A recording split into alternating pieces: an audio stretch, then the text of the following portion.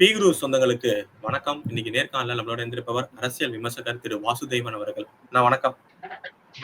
வணக்கம். இடி அடுத்த ஒரு அமைச்சர், அதுவும் ஜாப்ல ஸ்கேம் நடந்திருக்கு. தேர்வுல எழுதி பாஸ் ஆனவங்களுக்கு அந்த போஸ்டிங் தரதுல 25 லட்சம் பெறப்பட்டிருக்குறாங்க. மொத்த தொகை 888 கோடி அண்ணாமலை அவர்கள் அப்படி சொல்றாரு. யாரோடதுன்னா மூத்த அமைச்சர் திரு கே நேரு அவர்களோட அந்த வாட்டர் டிபார்ட்மெண்ட் அந்த இதுலதான் இந்த ஸ்கேம் நடந்திருக்கு அப்படிங்கிறாங்க. இடி இதை இங்க கமிஷனர் அங்க இதை வழக்கு பதிய சொன்னாலும் ஈடிட்ட என்ன மாதிரியான ஆதாரங்கள் சிக்கிருக்கு, இடி தரப்புல இருந்து என்ன விளக்கங்கள் கொடுக்கப்பட்டிருக்கு இந்த ஜாப் ஸ்கேம் பத்தி? இடி தரப்பு ஆல்ரெடி ரொம்ப கிளியரா சொல்றாங்க, எங்ககிட்ட ஆதாரம் இருக்கு அப்படின்ட்டு. அதாவது யாரெல்லாம் இதுக்கு இந்த வலையில விழுந்திருக்காங்களோ, அதாவது KN ரவிச்சந்திரனுடைய வலையில யாரெல்லாம் விழுந்திருக்காங்களோ அவங்கெல்லாம் எப்படி இந்த பணத்தை யார் மூலமா எப்படியெல்லாம் ரவுண்ட் ட்ரிப் பண்ணிட்டு இவங்களுக்கு வந்திருக்கு அப்படிங்கிறத சொல்லியிருக்காங்க. அவங்களுக்கு மெயின்லி கிடைச்சது அந்த வாட்ஸ்அப் மெசேஜஸ், அப்புறம் ஒரு சில தகவல்கள், பிளஸ் இந்த 10 ரூபா சமாச்சாரம் இதெல்லாம் இருக்கு. அது ஓகே. இப்போ இடி நார்மலி என்ன பண்ணோம் அப்படின்னா, வழக்கு பதிஞ்ச பிறகுதான் உள்ள வரும். ஆனா முதல் முறையா நாம பாக்குறோம் வழக்கு பதிய சொல்லி கேட்கறாங்க அவங்க. இது மாதிரி ரொம்ப ரேர் கேசஸ் தான் நடக்கும்.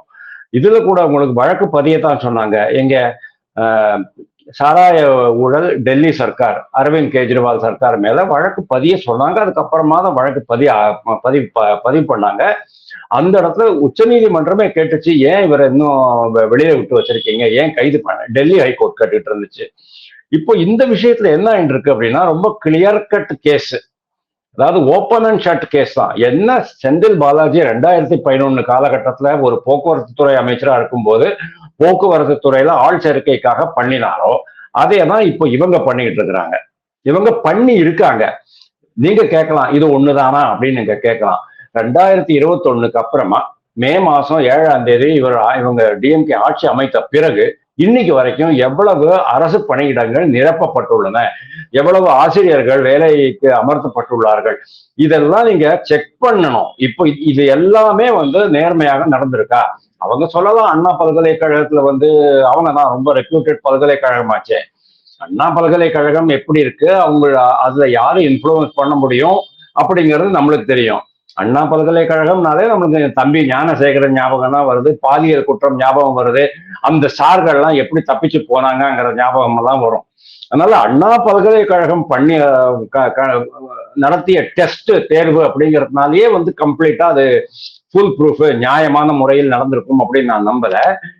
தேர்வு எழுதி பாஸ் ஆகாதவர்கள் இவங்களை அப்ரோச் பண்ணி பணத்தை கொடுத்து அவங்க வாங்கியிருக்காங்க. இதுதான் காலங்காலமா நடக்கிறது. கிட்டத்தட்ட ஒரு 50 வருஷமா எல்லா இடத்தையும் நடக்கிறது. பீகார், வெஸ்ட் பெங்காலெல்லாம் ரொம்ப சர்வசாதாரணமா நடக்கிற சமாச்சாரம்.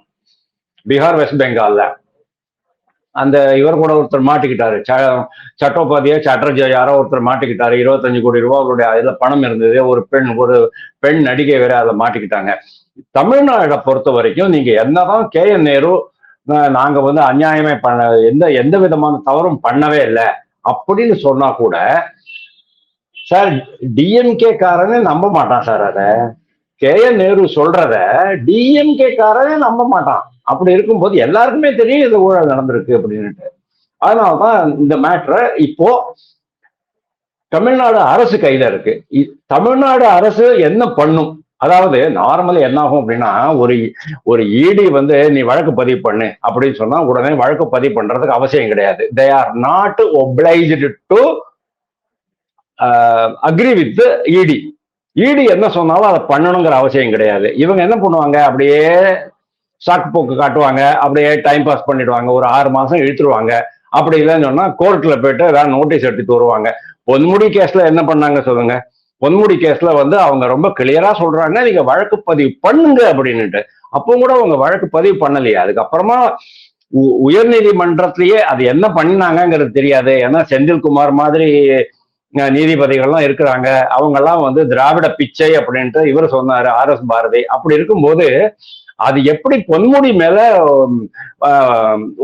ஒரு கண்டனம் மட்டும் தெரிவிச்சு உயர் நீதிமன்றம் அவரை விட்டுருச்சு அப்படிங்கிறது எனக்கு இன்னும் புரியாத புதிரா தான் இருக்கு. நீதிமன்றமே இப்படி நடக்கும்போது ஆட்சியாளர்களுக்கு தைரியம் வருமா வராதா? நான் உங்கள்கிட்ட கேட்கிறேன், எவ்வளவோ ஊழல் நடந்திருக்கு சார். அன்னையில இருந்து 2021 இருந்து டிரான்ஸ்பார்மர் ஊழல், ஜெனரேட்டர் ஊழல், பொங்கல் பரிசுல ஊழல். பொங்கல் பரிசுல நீங்க பாத்தீங்கல்ல, மிளகு கொடுக்கறதுக்கு பதிலா சாணி உருண்டை கொடுத்தாங்க. வெள்ளத்தினுடைய பாய்லிங் பாயிண்ட் என்ன அப்படிங்கிறது உங்களுக்கு எனக்கும் தெரியல. சரவணன் சொன்னதுக்கு அப்புறம் தான் நம்மளுக்கே தெரிஞ்சது. வேஷ்டி சேலை வாங்குறதுல கூட காந்திங்கிற பேரை வச்சிருக்காங்க. காந்திங்கிற பேரை வச்சிருக்கிற ஒரு அமைச்சர் அதுல கூட ஊழல் பண்றாரு 60 கோடி ரூபாய்க்கு. இது எல்லாமே நம்ம எக்ஸ்போஸ் பண்ணிட்டு வந்திருக்கோம். அண்ணாமலை எக்ஸ்போஸ் பண்ணிட்டு வந்திருக்கிறாரு. ஏதாவது ஒரு இடத்தையாவது அரசு முதல்வர் அதுக்கு ஒரு பொறுப்பேற்றுக்கிட்ட இல்ல, நாங்க ஒரு வெளிப்படையான அட்மினிஸ்ட்ரேஷன் கொடுப்போம், உண்மையிலேயே இது மேல பாரபட்சமற்ற முறையில் விசாரணை நடத்துவோம், குற்றம் செய்யப்பட்டிருந்தால் குற்றவாளிகள் அடையாளம் காணப்படுவார்கள், அவர்கள் சட்டத்திற்கு முன் நிறுத்தப்படுவார்கள் என்று ஏதாவது ஒரு கேஸ் நீங்க எனக்கு சொல்லுங்க சார். கிடையவே கிடையாது சார். இதுதான் டிஎம்கே ஆட்சி. அவங்களுக்கு வேண்டியது இதுல எந்த முன்னேற்றமும் இருக்காதுங்கிறீங்களா? இப்ப இடி இவ்வளவு தூரம் சொல்லிட்டாங்க, அப்ப தமிழக அரசு கையில தான் இருக்குங்கிறீங்க. தமிழக அரசு நிச்சயமாக அவங்களோட ஆட்களே நடவடிக்கை எடுத்துக்கான வாய்ப்புகள் இல்லை. அப்ப இது ஒரு கிடப்புல போட்ட மாதிரி ஆயிடுமா? இது எப்படிதான் அடுத்த நோக்கி போகும்? கிட்டத்தட்ட அப்படிதான் நீங்க வச்சுங்களேன். இப்போ கிட்டத்தட்ட அது அப்படிதான். அல்லது இடி டைரக்டா உயர் நீதிமன்றத்தையோ உச்ச நீதிமன்றத்தையோ அணுகி இவங்களுக்கு கேஸ் போட வைக்கணும். ஏன்னா நீதிபதிகள் பண்ண முடியும், இடி டைரக்டா பண்ண முடியாது. இடி ஜஸ்ட் ஒரு புலனாய்வு அமைப்பு, அவ்வளவுதான். அதனால இவங்க அவ்வளவுதான் பண்ண முடியும். ஏன்னா இதுக்கு முன்னால கூட நீங்க பாருங்களேன், பல்வேறு சமாச்சாரங்கள்ல நம்ம தமிழ்நாடு அரசு அவங்களுடைய கட்சிக்காரர்கள் எங்கெங்கெல்லாம் இன்வால்வ் ஆயிருக்காங்களோ அங்கெல்லாம் அவங்க கரெக்டா உள்ள கெடுத்து குட்டிச்சோர் பண்ணிடுவாங்க. அதாவது அவங்கள சிக்க வைக்க முடியாம தப்பிக்க வச்சிருவாங்க. அதை தான் நம்ம பாக்குறோம். அப்போ இந்த கேஸ்ல கூட இன் ஆல் ப்ராபபிலிட்டி, நான் சொல்றேன், இன் ஆல் ப்ராபபிலிட்டி வழக்கு பதியப்பட மாட்டாது. எப்படி பொன்முடி மேல வழக்கு பதியலையோ, எப்படி டாஸ்மாக்ல வழக்கு பதியலையோ, அதே மாதிரி இதையும் வழக்கு பதிய மாட்டார்கள் அப்படிங்கிறத நான் நினைக்கிறேன். ஆனா எப்படி சொல்ற மாதிரி யாராவது ஒரு பொதுநல ஏதோ ஒரு வழக்கு போட்டு இது சுப்ரீம் கோர்ட்டை தலையிட்டு வந்ததுன்னா இது எப்படி செந்தில் பாலாஜி அவர்கள் அப்போதான் பண்ண முடியும். அந்த ஜாம் ஸ்கேம் மாதிரி இல்ல இது வேற மாதிரி விசாரணை? எக்ஸாக்ட்லி. இப்போ செந்தில் பாலாஜி கேஸ்ல அதுதானே நடந்தது. செந்தில் பாலாஜி கேஸ்ல இந்த மாதிரி மேட்டர் வந்ததுன்னு தெரிஞ்ச உடனே யாருக்கெல்லாம் இந்த வேலை வாய்ப்பு மறுக்கப்பட்டதோ, அதாவது பாஸ் பண்ணியிருக்கேன் ஆனாலும் எனக்கு வேலை வாய்ப்பு மறுக்கப்பட்டது, அந்த மாதிரி பாதிக்கப்பட்டவர்கள் ஒரு 4 பேர் உள்ள நுழைஞ்சு கேஸ் போட்டுட்டாங்கன்னு சொன்னா உயர் நீதிமன்றம் டக்குன்னு எந்திரிச்சு உட்காந்துக்கும். அது வரைக்கும் உயர் நீதிமன்றம் வாய மூடிக்கிட்டு இருக்கும். அதுல இடி ஒரு கோ அப்ளிகண்டா வரணும், அதுல இல்லைன்னா இன்னொரு தேர்ட் பார்ட்டியா வரணும். அப்போதான் இது வழக்கு பதிய முடியும். அது வரைக்கும் வழக்கு பதியறதுக்கு அவசியமே கிடையாது. என்ன எனக்கு தெரிஞ்ச நாலேஜ் படி எனக்கு இதுக்கு வழக்கு பதிய அவசியம் கிடையாது. ஆனா வழக்கு பதியணும். ஏன் அப்படின்னா இன்னைக்கு டிஎம்கே இருக்கிற கண்டிஷன் பாருங்க. டிஎம்கே ஏற்கனவே ஏகப்பட்ட ஊழல் குற்றச்சாட்டுகளுக்கு உள்ளாகி இருக்கு. 2வது பயங்கரமான அவமானம், டெய்லி பேசிஸ்ல அவமானப்பட்டு நிக்குது அந்த கட்சி. அவமானம் என்ன காரணம் அப்படின்னு கேட்டா, முதல்வருடைய பேச்சுக்கள், உதயநிதியினுடைய பேச்சுக்கள், துணை முதல்வருடைய பேச்சுக்கள், டிஆர்பி ராஜாவுடைய பேச்சுக்கள், இது எல்லாமே மத்திய அரசு திட்டங்கள்ல ஸ்டிக்கர் ஒட்டுறது. ஃபாக்ஸ்கான் விஷயத்துல பாருங்க, அவங்க 15,000 crores வந்துரும் அப்படின்னாங்க. ஆனா ஃபாஸ்ட்கான் கிளியரா சொல்லிடுச்சு 15,000 crores இன்வெஸ்ட் பண்றதுக்கு எங்ககிட்ட எந்த விதமான திட்டமும் இல்லை அப்படின்னுட்டாங்க அவங்க. அதே மாதிரி இப்போ லேட்டஸ்டா உங்களுக்கு இன்னொன்னு சொல்றேன், இந்த மின்னணு, அதாவது எலக்ட்ரானிக்ஸ் காம்பனன்ட்ஸ் மேனுஃபேக்சரிங் ஸ்கீம் அப்படின்ட்டு சென்ட்ரல் கவர்மெண்டோட ஸ்கீம்ல இதுல கூட டிஆர்பி ராஜா என்ன பண்ணிட்டாரு, உடனே போயிட்டு ஸ்டிக்கர் ஒட்டிட்டு வந்துட்டாரு. தமிழ்நாடுக்கு அவங்க கொடுக்குற அந்த 7 முதலீடுகள்ல 5 முதலீடுகள் தமிழ்நாடுக்கு தான் வருது. இதுக்கு டிஎம்கே கவர்மெண்ட் என்ன பண்ணிச்சுன்னு நான் கேட்கிறேன். ஒண்ணுமே பண்ணல. டிஎம்கே உட்கார்ந்த இடத்துல உட்கார்ந்துட்டு இருக்கு. ஒரு துரும்ப கூட கிள்ளி அந்த பக்கம் போடல சார். ஆனா இவங்க உடனே ஆஹா வந்துருச்சு, தமிழக முதல்வரின் நல்லாட்சியில் 5 முதலீடுகள் வருகின்றன டிஆர்பி ராஜா போடுறாரு. உடனே ஸ்டிக்கர் ஒட்டி விட்டாங்க. அதே மாதிரி இன்னொரு பொய் சொன்னார் அவர் டிஆர்பி ராஜா. என்ன சொன்னார் தெரியுமா? சென்ட்ரல் கவர்மெண்ட் அவங்க கண்ட்ரோல்ல இருக்கிற பொதுத்துறை நிறுவனங்கள், ஹிந்துஸ்தான் ஷிப்யார்டு, மேஸ்கான் டாக்யார்டு, மேஸ்கான் டாக்ஸ், அந்த 2 கம்பெனிலையும் சொல்றாங்க, நீங்க தூத்துக்குடியில பக்கத்துல ஒரு கப்பல் கட்டும் தொழிற்சாலையை ஆரம்பிங்க அப்படின்ட்டு 15,000 கோடி ரூபாய் இன்வெஸ்ட் பண்ணுங்க அப்படின்னு சொல்றாங்க. ஏன்னா இப்ப எல்லா பொதுத்துறை நிறுவனங்களும், மத்திய அரசு பொதுத்துறை நிறுவனங்கள் எல்லாமே லாபத்துல இருக்கு, அபரிமிதமான லாபத்துல இருக்கு. ஏன்னா அவங்களுக்கு வந்து கண்ணாப்பின்னான ஆர்டர்ஸ் கிடைச்சிக்கிட்டு இருக்குது.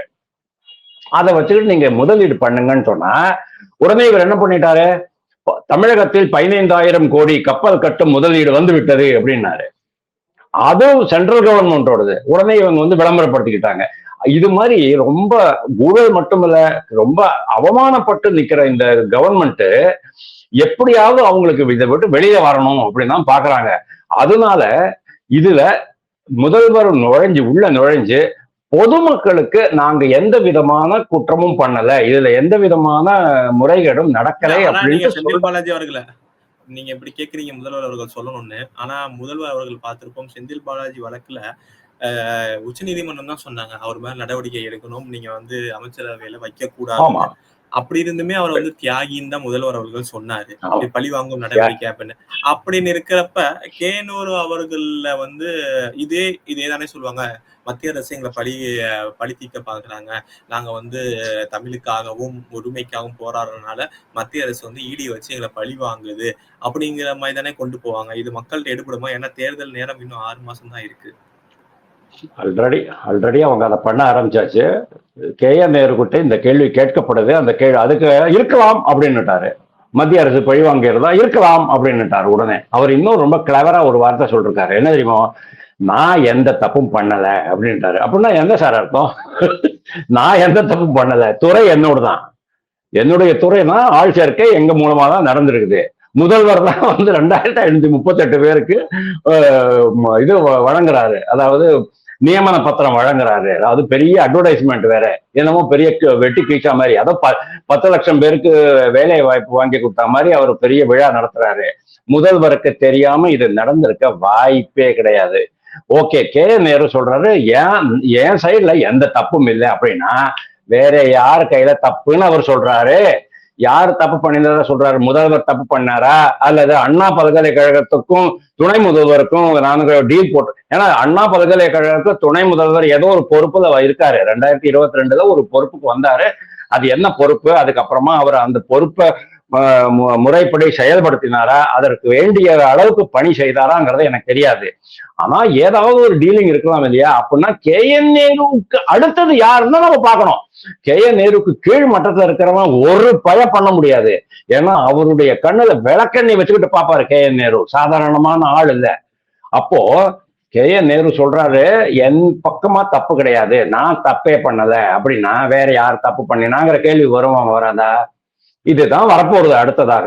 ஆனா ஒரு விஷயம் நான் சொல்றேன் சார், இதை வந்து ரொம்ப எல்லாம் DMK கவர்மெண்ட் தள்ளி போட்டுக்கிட்டே போக முடியாது. அவங்களுக்கு என்னைக்கா ஒரு நாளைக்கு இதுக்கு ஆன்சர் பண்ணி தான் ஆகணும்.